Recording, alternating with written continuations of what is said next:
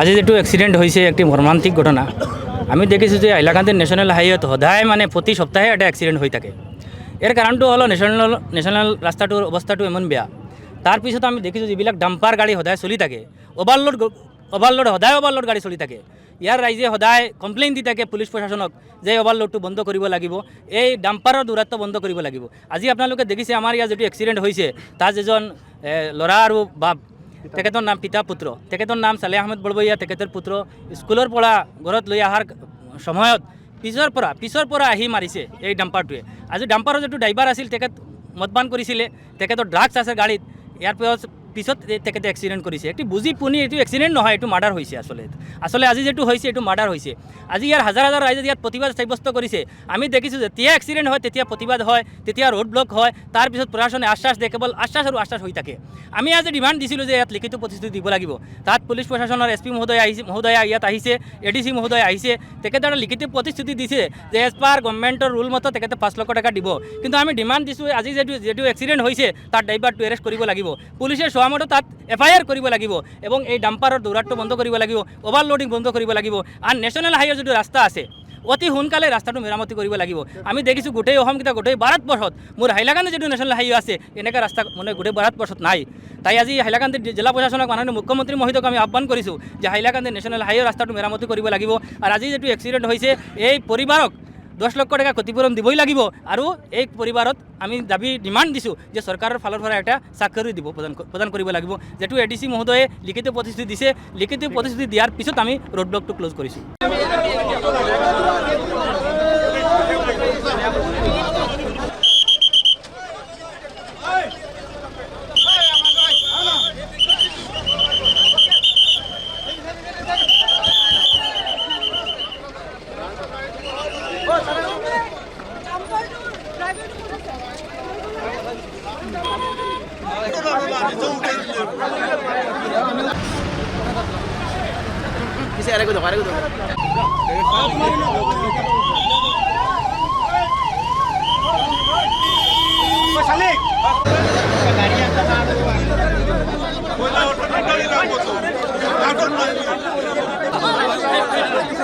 আজি যেটো এক্সিডেন্ট হয়েছে একটি মর্মান্তিক ঘটনা।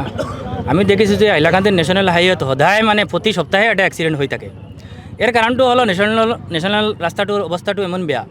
তার পিছত আমি দেখিছোঁ যিবিলাক ডাম্পার গাড়ি সদায় চলি থাকে, সদায় ওভারলোড গাড়ি চলি থাকে। ইয়াৰ ৰাইজে সদায় কমপ্লেইন দি থাকে পুলিচ প্ৰশাসনক যে ওভাৰলোডটো বন্ধ কৰিব লাগিব, এই ডাম্পাৰৰ দূৰত্ব বন্ধ কৰিব লাগিব।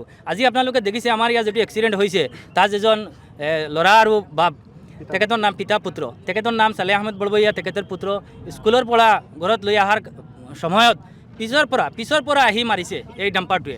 আজি ডাম্পাৰৰ যেটো ড্ৰাইভাৰ আছিল তেখেত মদপান কৰিছিলে, তেখেতৰ ড্ৰাগছ আছে গাড়ীত। ইয়াৰ পিছত তেখেতে এক্সিডেন্ট কৰিছে। এটি বুজি পুনি এইটো এক্সিডেন্ট নহয়, এইটো মাৰ্ডাৰ হৈছে। আসলে আজি যেটো হৈছে এইটো মাৰ্ডাৰ হৈছে। আজি ইয়াৰ হাজাৰ ৰাইজে ইয়াত প্ৰতিবাদ সাব্যস্ত কৰিছে। আমি দেখিছোঁ যেতিয়া এক্সিডেন্ট হয় তেতিয়া প্ৰতিবাদ হয়, তেতিয়া ৰোড ব্লক হয়, তাৰপিছত প্ৰশাসনে আশ্বাস দিয়ে, কেৱল আশ্বাস আৰু আশ্বাস হৈ থাকে। আমি আজি ডিমাণ্ড দিছিলোঁ যে ইয়াত লিখিত প্ৰতিশ্ৰুতি দিব লাগিব। তাত পুলিচ প্ৰশাসনৰ SP মহোদয়া ইয়াত আহিছে, ADC মহোদয়া আহিছে, তেখেতে এটা লিখিত প্ৰতিশ্ৰুতি দিছে যে এজ পাৰ গভৰ্ণমেণ্টৰ ৰুল মতে তেখেতে 5 লাখ টকা দিব।